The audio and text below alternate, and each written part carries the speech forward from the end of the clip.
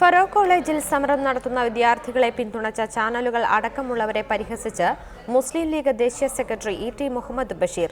വാർത്തകൾ എരിവും പുളിയും ചേർത്ത് അവതരിപ്പിക്കുന്നവരോട് 5 ചോദ്യങ്ങൾ ചോദിക്കുന്നുവെന്ന് വ്യക്തമാക്കിയാണ് ഇ.ടിയുടെ പരിഹാസം. നിങ്ങളുടെ കുട്ടി ഇടകലർന്നിരുന്ന് പഠിക്കുന്നത് നിങ്ങൾക്ക് ഇഷ്ടമാണോ എന്നും ഇക്കാര്യത്തിൽ കുട്ടിയുടെ അമ്മയുടെ അഭിപ്രായം നിങ്ങൾ ചോദിച്ചിട്ടുണ്ടോ എന്നതുമടക്കമുള്ള ചോദ്യങ്ങൾ ഉയർത്തിയാണ് ഇ.ടിയുടെ പരിഹാസം. ലിംഗവിവേചനത്തിനെതിരെ വാചാലമാകുന്നവരോടും ചാനലുകളിൽ അംഗം വെട്ടുന്ന ആങ്കർമാരോടും വക്താക്കളോടുമുള്ള ചോദ്യങ്ങൾ എന്ന പേരിലാണ് ചന്ദ്രികയിലെ ഇ.ടി. മുഹമ്മദ് ബഷീറിന്റെ ലേഖനം. നിങ്ങൾക്ക് പെൺകുട്ടിയുണ്ടെങ്കിൽ ക്ലാസ്സിൽ ഏതെങ്കിലും ആൺകുട്ടിയുമായി തൊട്ടൊരുമിയിരുന്ന് ക്ലാസ്സിലെ കേന്ദ്രീകരണത്തിൽ നിന്നും വഴിതെറ്റിപ്പോകുന്നതിൽ അച്ഛനെന്ന നിലയിൽ ഇഷ്ടമാണോ എന്ന് ആണ് ഒന്നാമത്തെ ചോദ്യം. ടിവിയിൽ നിങ്ങൾ അവതരിപ്പിക്കുന്ന വാദഗതികളെക്കുറിച്ച് നിങ്ങളുടെ കുട്ടിയുടെ അമ്മയുടെ അഭിപ്രായം നിങ്ങൾ എപ്പോഴെങ്കിലും തേടിയിട്ടുണ്ടോ എന്നും ചാനൽ അവതാരകന്മാരോട് ഇ.ടി. ചോദിക്കുന്നു.